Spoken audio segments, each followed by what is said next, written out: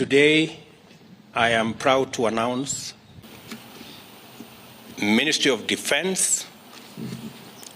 the Honorable Aden Bare Duale. kulantii sarag maqal haboon mar kale saaxiibayaal dhamaantii meel walba joogtaan ku soo dhawaada barnaamij gaar oo aan kaga hadli doono arrimaha dalka Kenya kuwii ugu dambeeyay magacaabista madaxweynaha dalka Kenya William Samoei Ruto uu sameeyay madaxda Soomaalida iyo kuwa kale ee Kenyaanka oo iyagu markaas uu magacaabay wasiiro ra'iisul wasaare iyo waliba xubno kale oo iyagu dhanka amniga oo iyaguna la magacaabay haddaba magaca ugu weyn dhanka Soomaalida waxa laga xusi karaa Aadan Barre Ducaale hogaamiyaha aqlabiyadda baarlamaanka kana soo xubsiibtay xisbigii isaga oo inta muddada kala simnaa dhanka hogaaminta dalka Kenya markaasi Jubilee taageerana uu ahaa dhanka Raila Amolo Odinga laakiin ugu dambeyn waa uu isaga soo baxay oo xisbiga UDA ayuuna ku biiray ugu dambeyn maanta madaxweynaha waxa uu sameeyay kulan saxaafadeed uu ku soo bandhigay golaha wasiirada oo isagu magacaabay taa uu ku tilmaamay inay tahay dardargelinta howlaha horyaala xukuumaddiisa taa oo ay tahay ballanqaadyadii uu sameeyay cidii fulin lahayd in la magacaabo waxaase Aadan Barre loo magacaabay xil in muddo Soomaalidu ay isla dhexmaraysay inuu qaban doono ka oo ah xilka wasiirka difaaca qaranka Kenya oo iyagu Soomaaliya ay kala dhaxayso arrimo la xiriira dhanka amniga oo inta badan dawladii ka horeysay ay su'aalo ka taagnayd soo celinta ciidamadii gudaha Soomaaliya u galay sanadkii 2011 xilliga oo ay taageero buuxda siinayeen hogaamiyaha maamulka Jubbaland ee haatan Axmed Madoobe oo ku socday magaca kaamboniyiinta haddaba barnaamijkeena qodobadaas ayaan ku falanqeyn doonaa iyo waliba arrimaha la xiriira xilka loo magacaabay Aadan Barre Ducaale oo ka soo hadlay iyadoo hambalyo ay markan u dirayaan saaxiibadiisa siyaasadda iyo shacabka Soomaaliyeed oo dabaaldegyo cajiib ah dhigaya barnaamijkeena ayaan ku gorfayn doonaa stuudiyana waxa igula sugan saaxiibka Yunus Deqow oo wax ka qora arrimaha Kenya kana faallooda siyaasadda gobolka iyo geeska Afrika muuqaalka noo sii share gareey lana wadaaga saaxiibadiina idinkoo u marinaya mareegaha aad ku xiriidhaan haddii ay noqon lahayd Facebook WhatsApp iyo Instagram-ka channelkana subscribe inoo saara haddii aad hore inoola joogtana waan kaaga mahadcelinaynaa ka fikir dhibashada barnaamijyada iyo warbixinadan halkan idinku soo gudbino mar kale soo dhawaada Yunus ayaan soo dhaweynayaa Yunus soo dhawow waxaa la magacaabay golihii wasiirada xukuumadda aniraahda dawladda Kenya oo markaasi William Samoei Ruto ballanqaadyo aad cajiib ah dadka qaar xitaa ay leeyihiin fulinteedu waa ay ku adkaan doontaa ayuu sameeyay xilligii ololaha doorashadiisa laakiin galabta xilli shir jaraa'id uu qabanaya ayuu sheegay in markaasi la doonayo dardargelinta fulinta qorshayaashaasi ballanqaadyada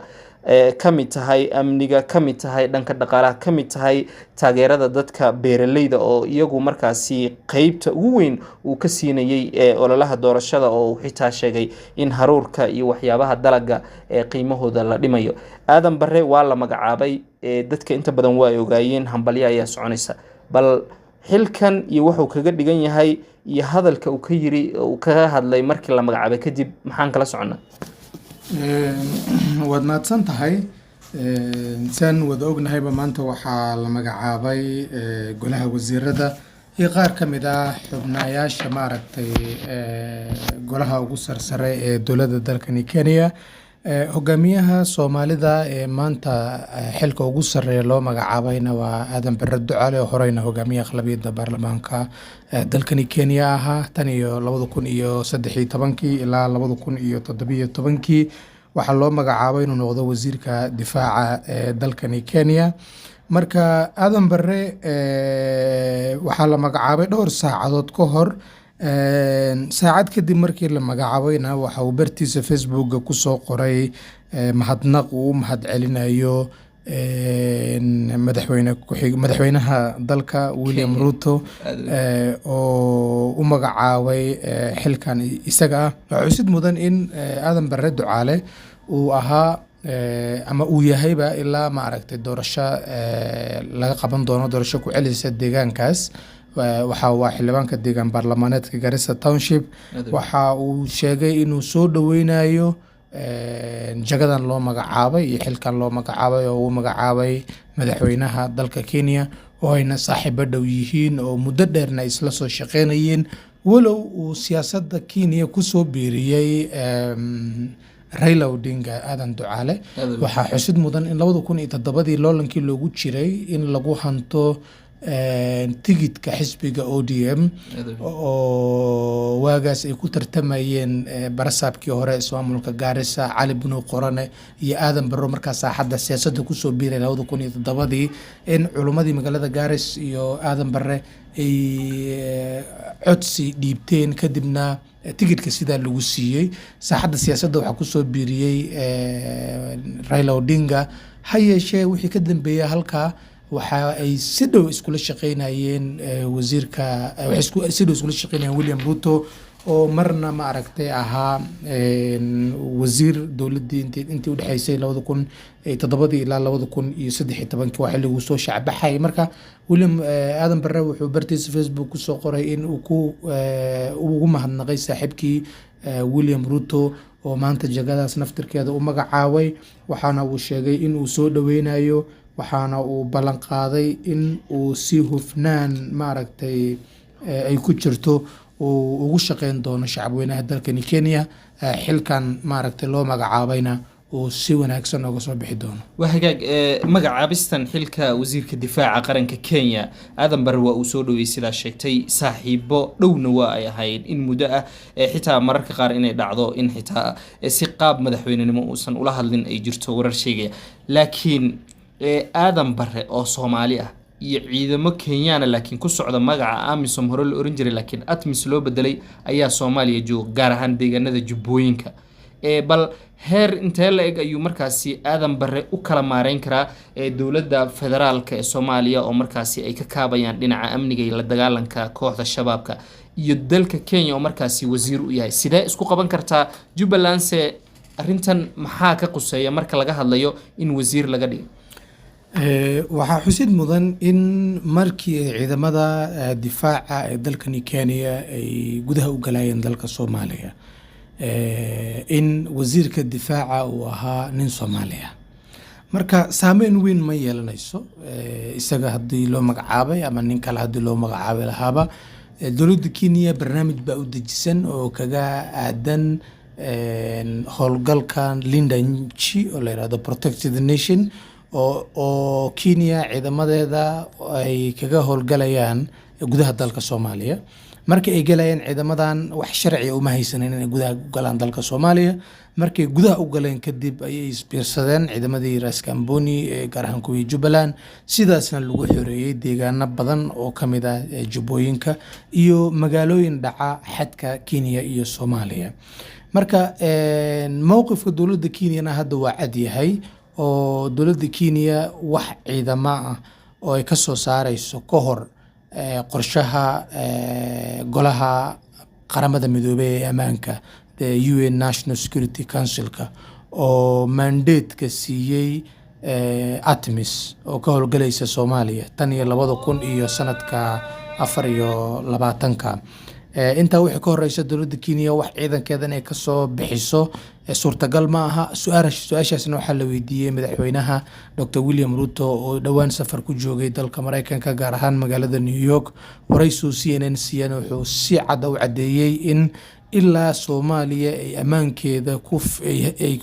isku filnaansho gaarayso in ciidamada Kenya aysan ka soo baxaynin gudaha dalka Soomaaliya marka taa waxay muujinaysaa Aadan Barre isagoo ah wali wasiirka difaaca hadii ma aragtay ay baarlamaanka u ansixiyo magacadan waxa la horgeyn doonaa baarlamaanka haduu ansixiyo waxa uu markaa noqon doonaa wasiir rasmi ah waxa uu si dhow ma aragtay ula socon doonaa dhaqdhaqaaqyada waxaan isleeyahay waa arinta qofka ugu haboon oo jagada loo magacaabo waayo hadda Kenya halka ciidamada Kenya ay ka dagaalamayaan ilaa 3 wadan ay ciidamada Kenya ku sugan yihiin oo Soomaaliya ka mid tahay oo ay ka mid tahay DRC Mozambique Kenya hadda ciidamo ay u diraysaa iyo wadanka South Sudan marka laakiin wadanka xadka tooska ala la Kenya waa Soomaaliya marka nin Soomaaliya inuu wasiir difaaca loo dhiibo maadaama ciidamada badan halkan ku jiraan waa laga yaabaa waxyaabo fara badan oo maaragtay go'aamo qaldan waagii hore la gaarayay in hadda haatan xal laga gaaro marka saameyn sidaas ay ku yeelanaysaa laakiin ajendaha iyo barnaamijyada dowladda ee ku aadan programka isaga oo mid degsan oo hadda haatan wax laga bedelay aysan islahayn waxay la mid tahay un ajendaha dowladda Kenya ku aadan xornimada iyo qarannimada wadanka la yiraahdo Western Sahara oo markii oo Kenya iyo Western Sahara xiriir wali kama lama laabanin madaxweyne ku-xigeenka dalka madaxweynaha William Ruto maalinta la doortay ayaa wuxuu yiri Kenya way kala laabanaysaa Western Sahrawi way kala laabanaysaa aqoonsiga ay siisay ha yeeshee Kenya markii dambe waxay tiri anaga waxaanu raacaynaa barnaamijka dowladda Kenya u dejisan ilaa go'aan dambe wixii ka gaaraya marka waa sida hadda mowqifka ka aadan ciidamada Kenya ee KDF-ta ee ku sugan dalka Soomaaliya waa hagaag waad maasantahay Yunis qaybihii ugu dambeeyay barnaamijkeena ayaan isla soo gaarnay ee falanqaynta ku saabsan xilka loo magacaabay ka hadalkiisa iyo waxyaabaha kaga aadan markaasi mas'uuliyadda dusha loo saaray waxaa la leeyahay Aadan Barre oo la og yahay in siyaasadda in muddo uu ku soo jiray runtii aad u afdheer marka laga hadlayo ka hadalka go'aanada xilligan waxa uu muuqan doonaa haddii ay ansixiyaan baarlamaanka in markaasi lagu arki doonin saaxada siyaasadda oo hadalkiisu u gaabnaan doono taa iyada ma saxba dastuurka Kenya uma ogola qofka wasiirka ahi in uu ku milmo arrimaha siyaasadda marka waxa uu aad uga maqnaan doonaa saaxadda siyaasadda waa nin maaragtay xitaa hadda markii laga qaaday xilkii hogaamiyaha aqlabiyadda baarlamaanka wuxuu markii isku bedelay leader of opposition hogaamiyaha mucaaradka iyadoo aysan jirin hogaamiyaha mucaarada xilliga oo isaga naftirkiisu ka tirsanaa xukuumadda walow xilkii laga qaaday sababtan taa u leeyahay waxa weeye su'aalaha uu horkeenayay baarlamaanka iyo su'aalihii la horkeenayay wasiirada uu doonayay inay ka jawaabaan arrimo fara badan oo ay ka mid yihiin dadka faraha qaxootiga ku jira arrimooyin fara badan ayuu horkeenay baarlamaanka muddadii uu dhankan mucaaradka u janjeeray marka si weyn ayaa loo tabi doonaa sidii loo tabayba markii ay Jubilee ku fashilantay oo xilka laga qaaday oo xilkiisaasna loo dhiibay Amos Kimunya waxaa dhacday in awoodda Jubilee ay sii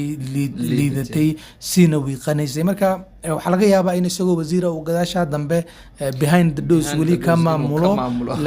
laakiin si weyn maaragtay siyaasadda kama soo dhex muuqan doono wasaaradda uu joogana waa wasaarad maaragtay hadda wasaaraddan loo soo xushay waa wasaarad sensitive ah oo maaragtay